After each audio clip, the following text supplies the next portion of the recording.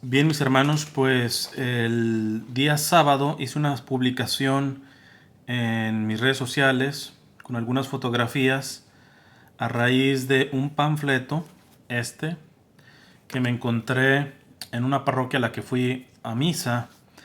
En principio me llamó mucho la atención por el hecho de que es una bella imagen, una bella fotografía que tiene. Es básicamente este hombre con esta niña indígena.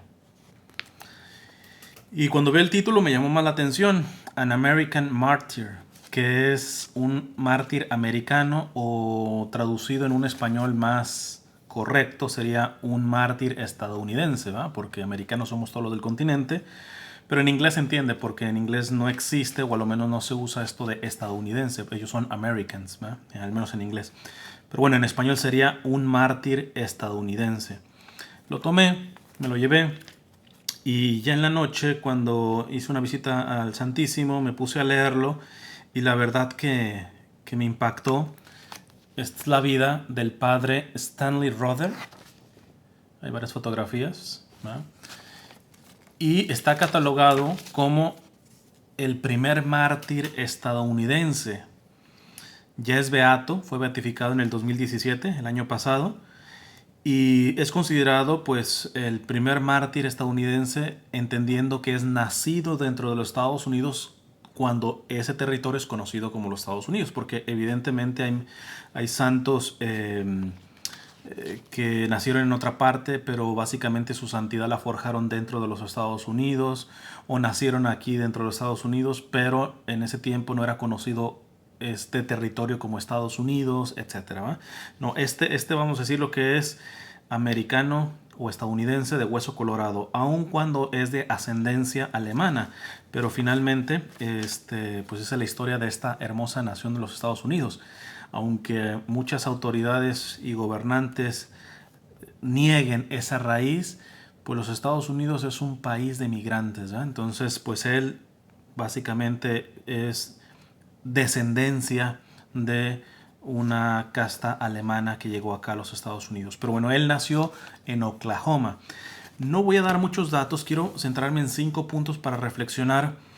Eh, Ciertamente daré algunas cuestiones biográficas, pero a los interesados les voy a dejar en la descripción varios videos. Desafortunadamente, para los que no saben inglés, la mayoría están en inglés. De hecho, hay un documental hermosísimo que se los voy a dejar en inglés. Por ahí dejo pues, lo poquito que se encuentra en español actualmente de este beato padre Stanley Rother, o como fue conocido por su comunidad en Guatemala. Y ahorita les explico esto de Guatemala, como si es americano en Guatemala, entonces, pero bueno, lo conocían también como el padre Francisco, ¿eh? Francisco. Bueno, los 5 puntos que voy a tocar es la familia que vive en el Orat et Labora, ahora lo explico, producen santos. Segundo punto, la vocación se vive mejor cuando se experimenta el mi fuerza se realiza en tu debilidad. Tercero, la opción preferencial por los pobres no es opcional.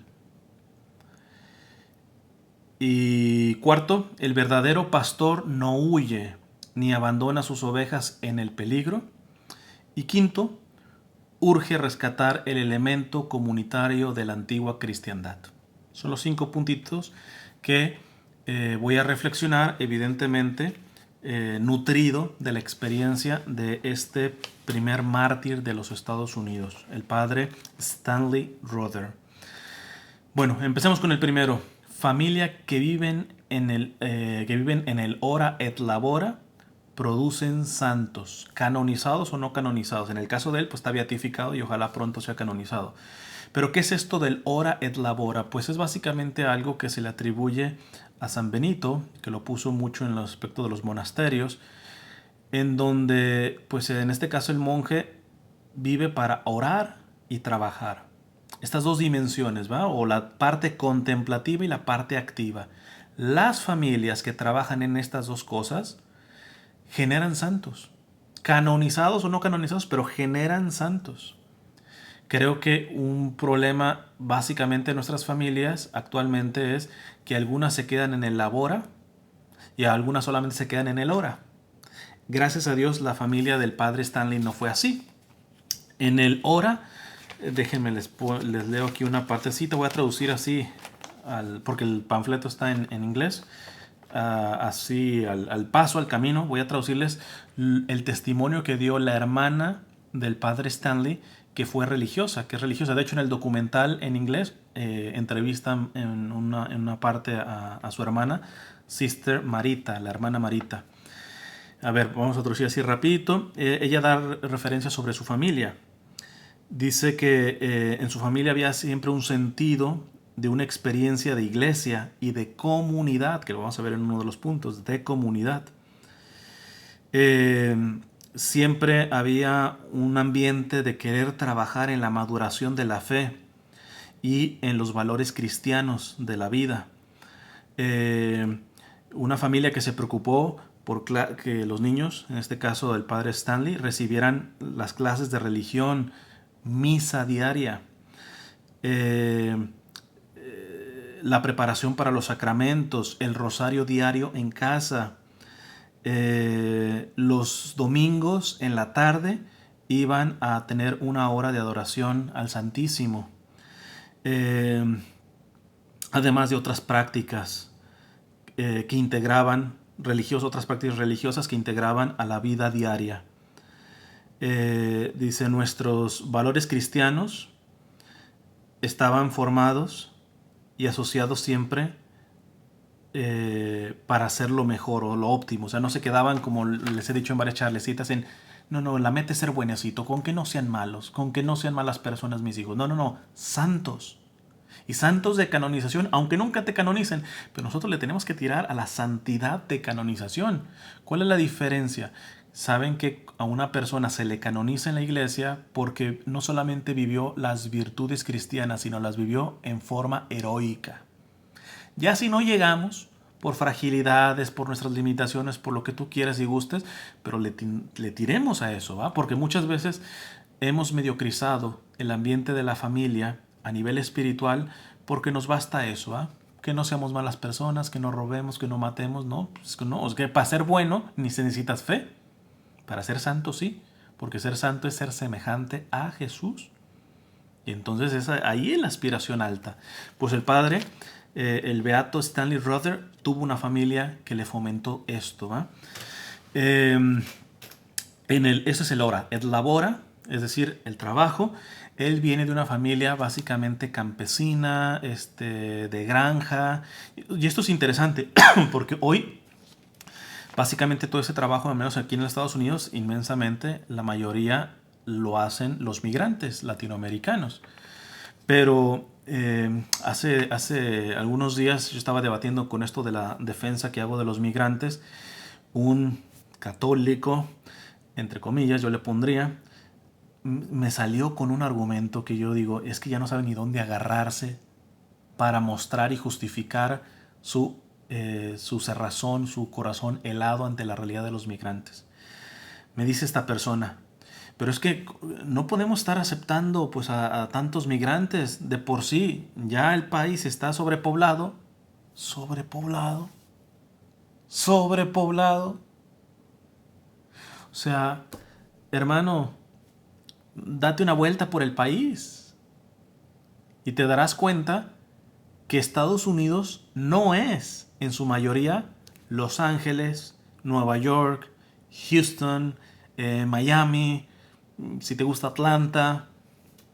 No es ni remotamente. La inmensa mayoría del país no es de urbes grandísimas. Más aún, cuando uno le toca misionar, yo he ido a pueblitos en donde si no está la presencia de los latinos ahí trabajando y levantando el pueblo, sería un pueblo fantasma, porque solamente ancianitos americanos ya están ahí. Pues Oklahoma es más o menos de esos estados, un poquito entre comillas, ¿va? Fantasmas, o no decirlo fantasmas, yo creo que para decirlo de manera correcta, en donde hay más vegetación, hay menos construcción, vamos a decirlo así, hay más vida de campo como tal, que lo que entendemos y lo que es siempre representativo de los Estados Unidos, pues las grandes ciudades y los grandes edificios y Disneylandia y todo ese tipo de cosas. Eso es Estados Unidos también. Pero no, hombre, o sea, aquella persona que ha atravesado varios estados de este querido país me dará la razón. Hay lugares en donde tú tienes que manejar y manejar para ver algún puestito, alguna casita y todo eso. ¿Eh? Y esto es importante, ¿eh? Porque le digo, ahora pues la mayoría pues del trabajo en el campo con los animales y todo eso pues es básicamente hecho por los latinoamericanos, migrantes. Pero en estos estados todavía hay americanos o estadounidenses, anglosajones, eh, que si no se dedican directamente, es decir, si no están metiendo la mano agarrando la vaca, ordenando la vaca o agarrando el tractor, etcétera, a lo menos dirigen evidentemente esas empresas que producen leche o vegetales o lo que sea, ¿va? Y curiosamente esos dueños por lo general, eso es mi experiencia, habrá sus excepciones, por lo general son sumamente, aunque son anglosajones, sumamente solidarios con los migrantes. ¿Por qué? Porque ellos vienen de una herencia en que se ensuciaron en un momento de su historia las manos trabajando la tierra. ¿Va? Muy diferente me ha tocado, por ejemplo, acá en California, muchas de las empresas, de los viñedos y todo eso, no está en manos de ex campesinos. Me decía en una misión una señora que le estaban haciendo bastantes injusticias laborales. El dueño es un árabe. O sea, que seguramente nunca se ha ensuciado las manos. Compró evidentemente porque la compañía esta de duraznos se le saca buen dinero, etcétera. Pues listo. Y es un inversionista, es alguien que trabaja, que alguien puede decir, pues sí, trabajo en el campo, pero no sé ni remotamente lo que es el campo. Siempre desde mi oficina y a mí me llega nada más el cheque de mi empresa. Esos generalmente, no generalizo, pero generalmente, usualmente, suelen ser bastante explotadores con el migrante. Lo que sí ciertamente uno no comprende, eso para mí ya me rebota en la lógica, es cuando es un migrante que trabajó en el campo que explota a sus propios hermanos, que los he visto. ¿Eh? Y tú dices, a veces me he encontrado con campesinos, jardineros, todo esto que me dicen que preferirían tener un jefe anglosajón antes que latinoamericano.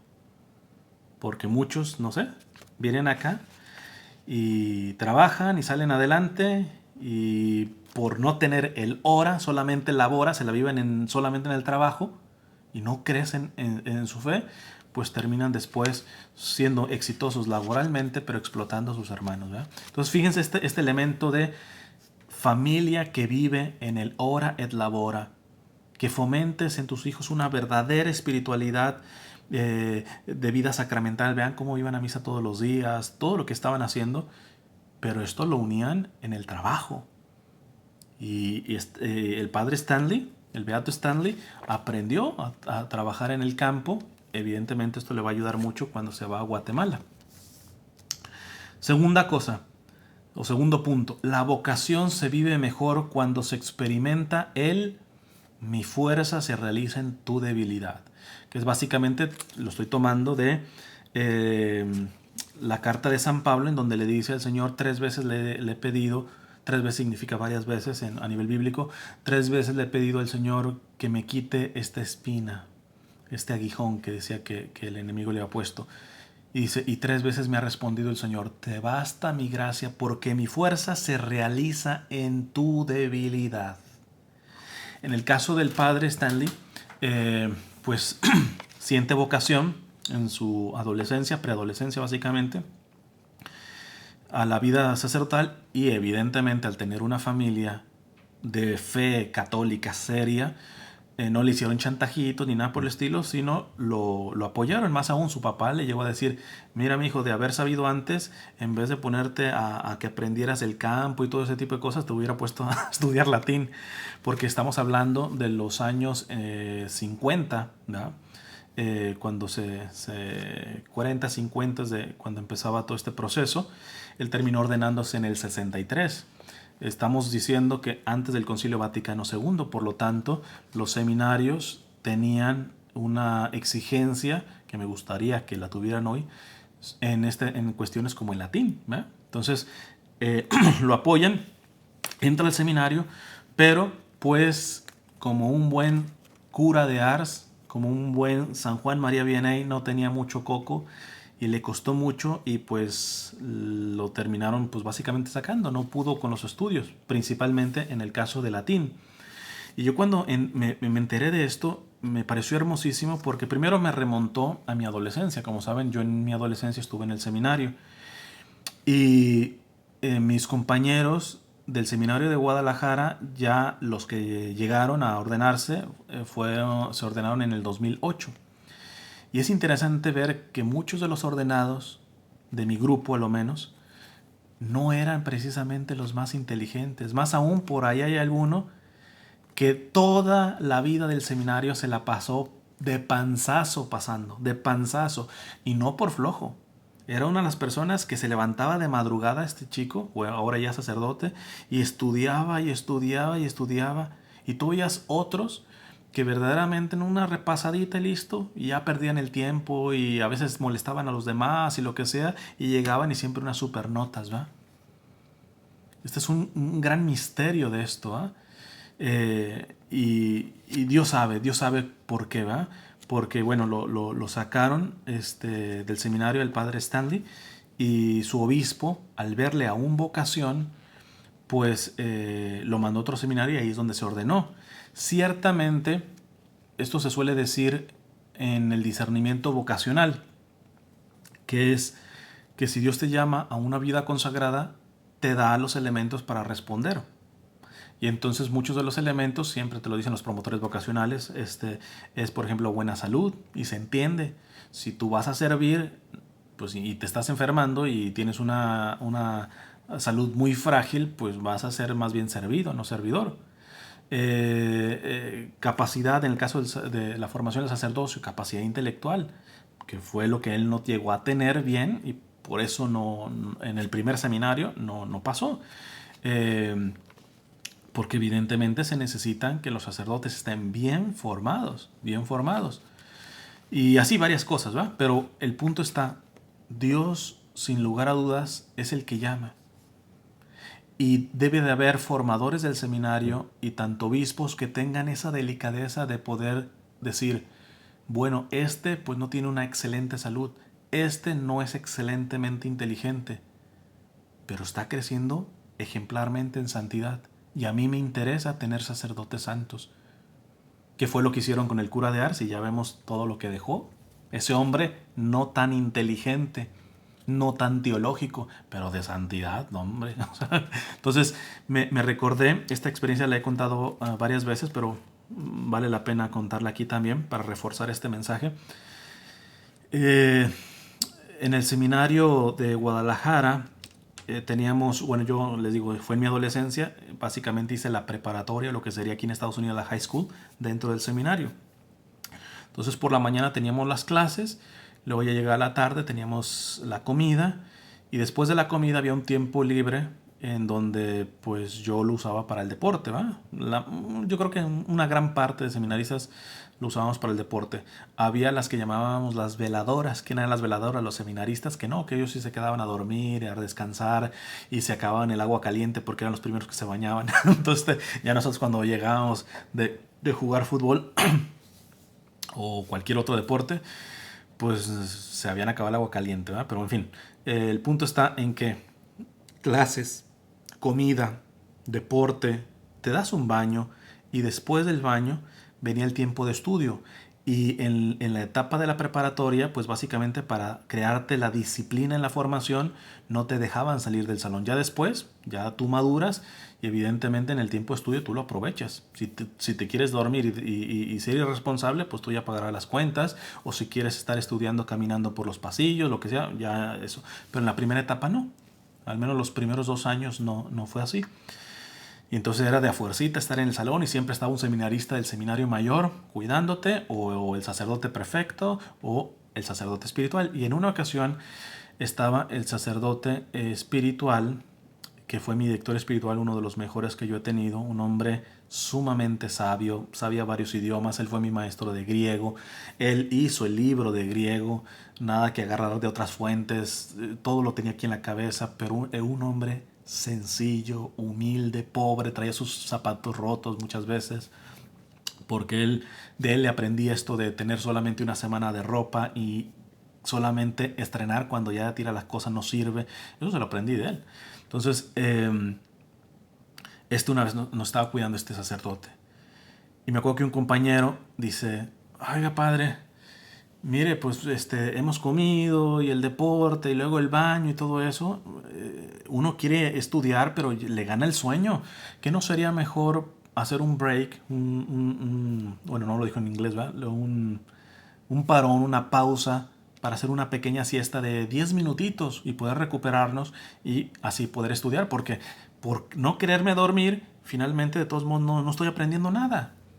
Y el padre, mi director espiritual, le dijo, ciertamente podría ser así, pero la formación en el seminario tienes que entenderla que no solamente tiene que ser intelectual. Por ejemplo, si tú todas las 2 horas que tienen de estudio no te duermes, peleas contra el sueño, aunque no hayas aprendido nada, creciste en la virtud de la templanza. Y la virtud de la templanza seguramente te va a ayudar más al guiar a las ovejas que el conocimiento intelectual. Que no está mal, y díganselo a él, era un cerebro de hombre, ¿va? Entonces, esta es la parte importante, ¿va? La debilidad que tenemos ya en nosotros, como el padre Stanley, que no era para el estudio.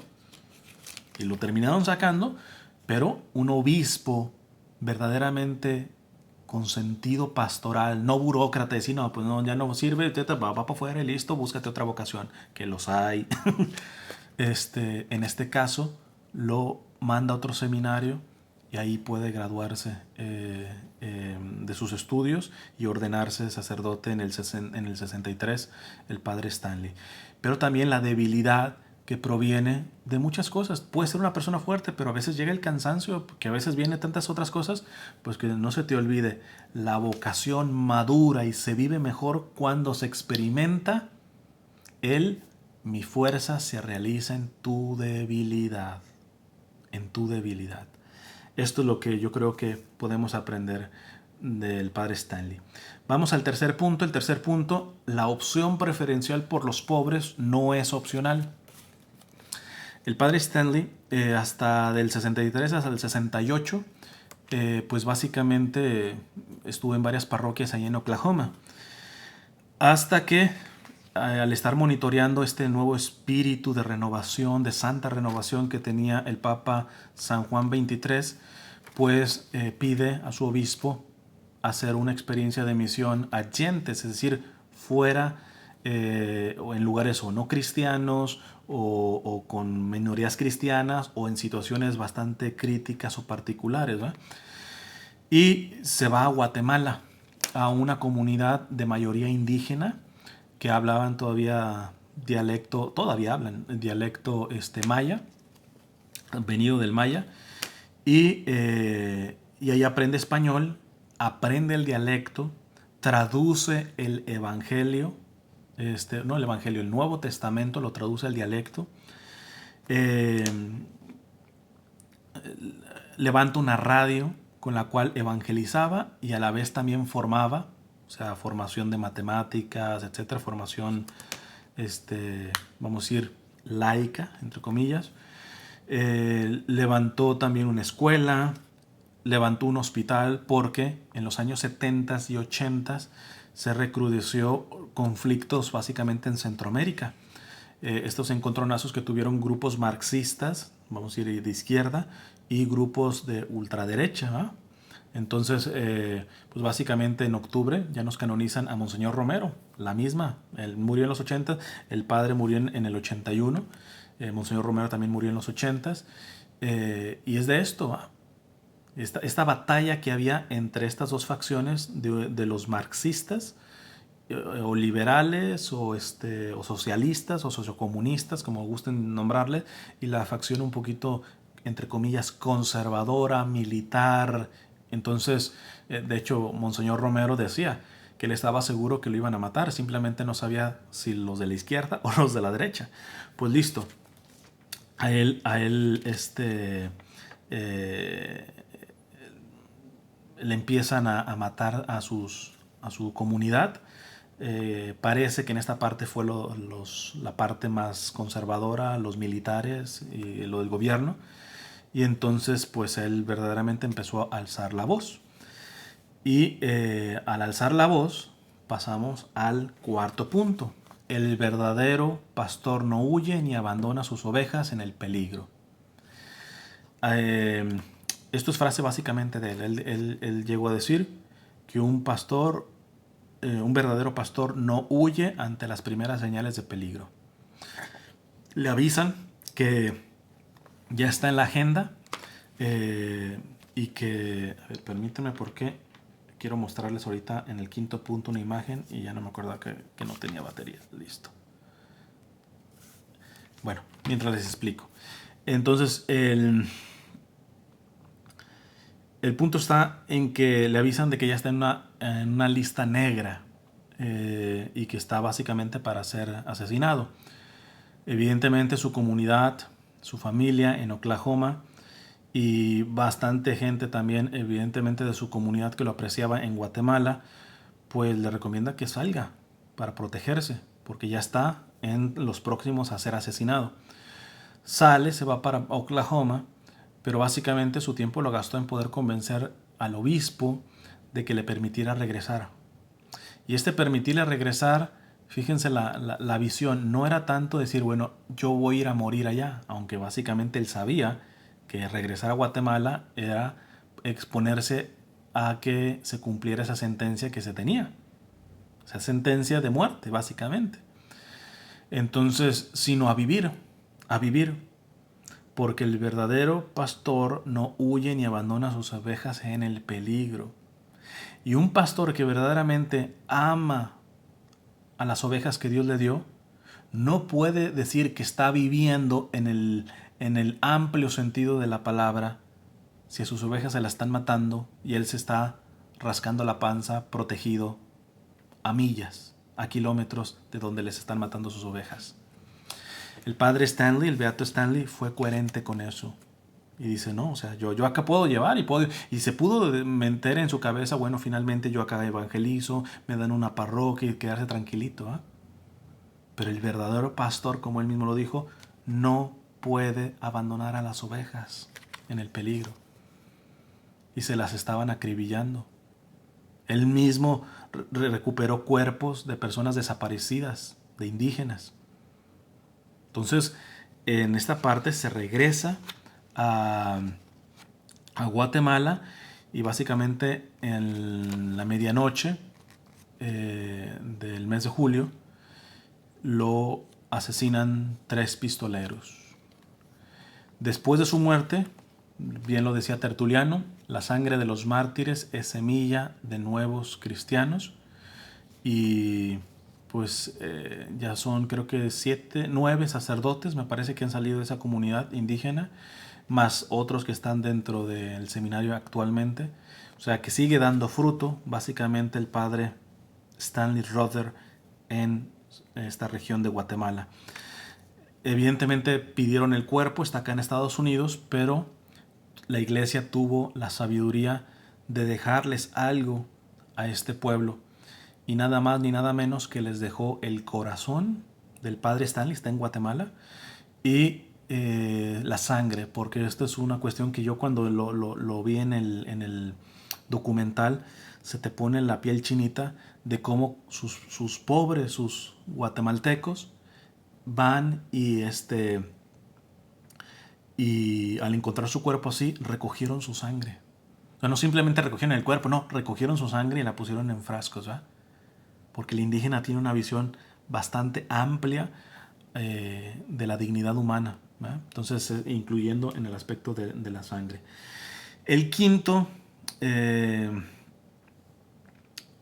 punto sería: urge rescatar el elemento comunitario de la antigua cristiandad.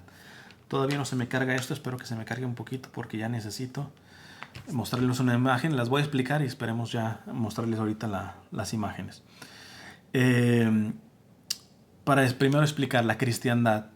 La cristiandad, estamos hablando de cuando básicamente en Occidente varios países verdaderamente profesaban la fe católica, no solamente en el aspecto privado, ni solamente en el aspecto público de las misas, etcétera, sino de que entendían bien que la fe cristiana no es una área de la vida humana, que siempre lo explico como las cajitas, ¿va? Muchos creen que la cajita aquí de la fe, la cajita del trabajo, la cajita de la sexualidad, la cajita de esto, y eso no es la visión cristiana. La visión cristiana es la fe impregnando todas las áreas. La economía, la sexualidad, el trabajo, todo eso es verdaderamente ser cristiano, eso es verdaderamente ser católico.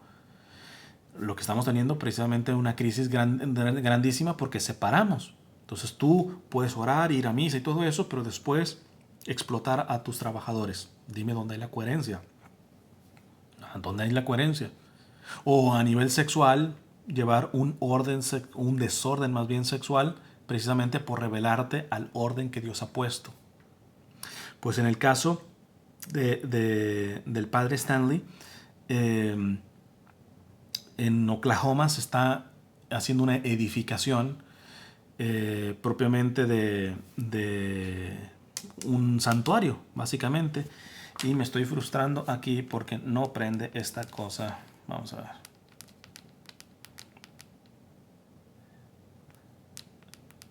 Bueno, ¿cómo le hacemos? Voy a dejar imágenes en la descripción en donde les voy a poner el santuario. Y como van a ver, es un santuario que tú dices, si no me dicen que está en Oklahoma, yo digo, esto está en Latinoamérica. Porque esto va a ser una construcción básicamente como las antiguas misiones que se hicieron en Latinoamérica e inclusive, por ejemplo, en la parte de acá de California también, ¿verdad? Cuando pues evidentemente no era Estados Unidos, ¿verdad?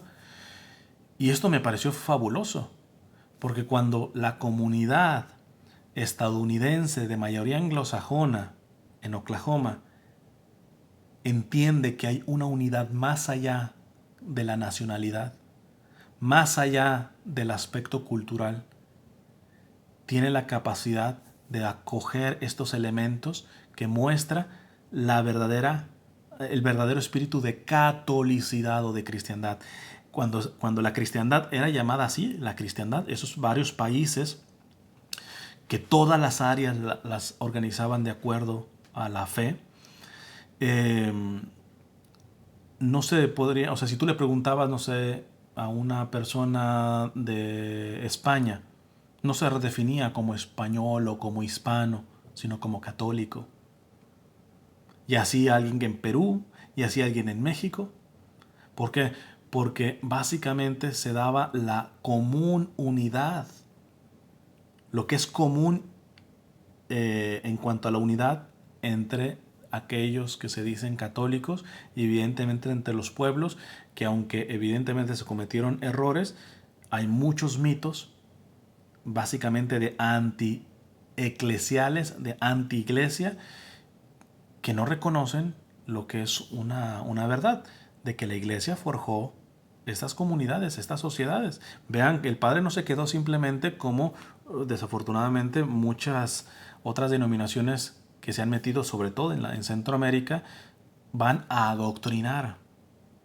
No, el Padre evangelizó y no se redujo a un aspecto de predicación del Evangelio que ciertamente hizo, de los sacramentos y todo esto, sino que básicamente vio la amplitud, la integridad del ser humano y vean, hospital, radio, escuela, acompañamiento a católicos y no católicos, ¿va? Esta es la gran enseñanza propiamente de un católico que tiene este sentido de cristiandad. Evidentemente este sentido de cristiandad pues está en crisis, estamos graves básicamente porque tenemos una visión no patriota, patriotera, ¿verdad? Y entonces nos interesan más nuestras fronteras, y decimos creer en Dios, nuestras fronteras, que los vínculos básicamente, primero de que somos una sola raza humana, en una sola casa común. Yo no estoy diciendo que hay que desbaratar fronteras, sino que hay que mirar las fronteras desde un sentido más amplio, no de patrioterismos y de fobias en contra de los demás, en este caso de los migrantes, ¿verdad? Entonces me parece excelente que este proyecto de santuario que se va a hacer del padre Stanley Ruther en Oklahoma, van a ver las imágenes. Les digo, si no les hubiera dicho de que esto es que va a ser Oklahoma, ustedes dicen, esto es una construcción que están haciendo en Latinoamérica. O sea, es hermosísimo, hermosísimo. En fin, se los dejo ahí. Les dejo en la descripción varios videos que puedan ver. Y bueno, que Dios les bendiga. Vamos a ver si prendió este. No, ya no prendió. Entonces, se los dejo en la descripción las imágenes. Dios les bendiga.